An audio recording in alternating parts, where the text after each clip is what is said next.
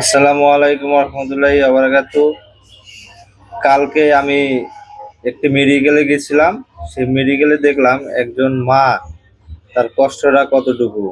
সে মা হওয়ার কষ্টটা সে প্রথম থেকেই বুঝতে পারে এবং শেষে যায় যখন সে তার বাচ্চা প্রসব করে সিজারের মাধ্যমে, তার যে কষ্টটা তা আমরা কেউ বুঝতে পারি না। যার মা নেই সে বুঝতে পারে যে মায়ের অভাবটা কতটুকু। তাই মাটাকে যখন সিজারের অপারেশন থিয়েটারে নিয়ে যায়, দেখলাম যে তার কোনো নিশ্চয়তা নাই। সে সিজারের পর বেঁচে থাকতেও পারে বা মারাও যেতে পারে।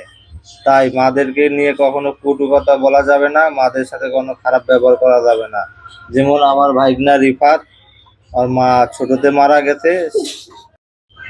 আমার ভাইগনা রিফাতের মা নেই, সে বুঝে মায়ের অভাব কতটুকু। ভাইগনা, মাদের নিয়ে কিছু কর।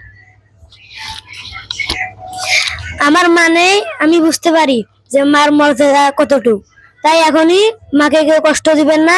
ধন্যবাদ।